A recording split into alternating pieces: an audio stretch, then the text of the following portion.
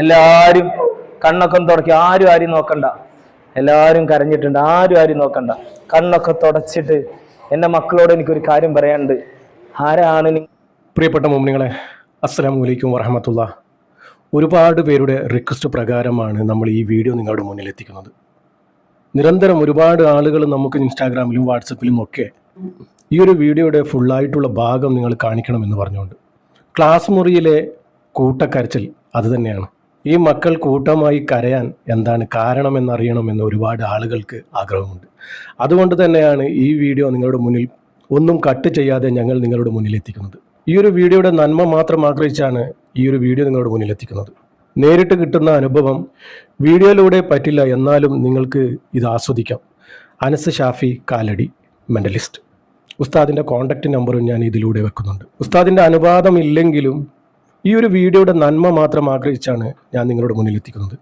ആർക്കും ഇതിനെ കൊണ്ട് ഒരു ദ്രോഹവും വരില്ല എന്നുള്ള വിശ്വാസം എനിക്കുണ്ട്. അപ്പോൾ ക്ലാസ് മുറിയിലെ ആ കൂട്ടക്കരച്ചിലേക്കാണ് ഞാൻ നിങ്ങളെ കൊണ്ടുപോകുന്നത്, ആ ഒരു മായാലോകത്തേക്ക്. അധികം പറഞ്ഞ് ഞാൻ നിങ്ങളെ ബോറടിപ്പിക്കുന്നില്ല. ഒന്നും എഡിറ്റ് ചെയ്യാതെയും കട്ട് ചെയ്യാതെയുമാണ് ഈ വീഡിയോ നിങ്ങളുടെ മുന്നിൽ എത്തിക്കുന്നത്. ആസ്വദിക്കൂ. പറ്റും എന്ന ആളുകൾ മാത്രം ഇതുവരെ നിങ്ങൾക്ക് ഈ ചിരിക്കാനും കളിക്കാനൊക്കെ ഞാൻ സമയം തന്നില്ലേ. ഇനി ഇവിടെ ഇരിക്കുന്ന ആളുകൾ, എന്നെ ശ്രദ്ധിക്കാൻ പറ്റുന്ന ആളുകൾ മാത്രം ഇരുന്നാൽ മതി. അല്ലാത്ത ആളുകൾ ഇരിക്കണ്ട, അല്ലാത്ത ആളുകൾക്ക് പോകാം. ഓക്കെ, റെഡി അല്ലേ? എല്ലാവരും ഓക്കെ ആണോ? എന്നാൽ ഈ കണ്ണ് പൂട്ടിയിട്ട് നന്നായിട്ടൊന്ന് ബ്രീത്ത് ചെയ്തേ. Breathing, hold, slowly breathe out. മെല്ലെ ബ്രീത്ത് ഔട്ട് ചെയ്യും. ബ്രീത്ത് ചെയ്തിട്ട് ഹോൾഡ് എന്ന് പറയുമ്പോൾ അതിങ്ങനെ അവിടെ ഹോൾഡ് ചെയ്ത് നിൽക്കണം കേട്ടാ. Breathing, hold, slowly breathe out. ഒന്നുകൂടി, breathing, hold, slowly breathe out. കണ്ണ് തുറക്കുക. എൻ്റെ മക്കളോട് എനിക്കൊരു ചോദ്യം ചോദിക്കാണ്ട്.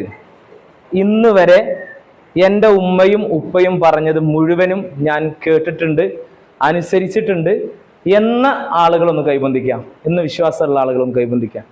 ഇതുവരെ ഞാൻ എല്ലാം കേട്ടിട്ടുണ്ട് എന്ന് വിശ്വാസമുള്ള ആളുകൾ, ഉറപ്പുള്ള ആളുകൾ. ഉമ്മ പറഞ്ഞതെല്ലാം കേട്ടിട്ടുണ്ട്, ഒരിക്കൽ പോലും ഉമ്മയും ഉപ്പയും പറഞ്ഞത് കേൾക്കാതിരുന്നിട്ടില്ല എന്ന് ഉറപ്പുള്ള ആളുകൾ ആരൊക്കെ? ഒരാൾ മോണ്ട്.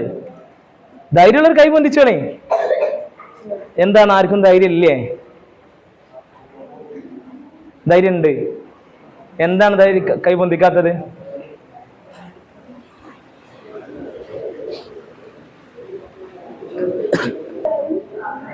എന്താരും കൈബന്ധിക്കാഞ്ഞേ?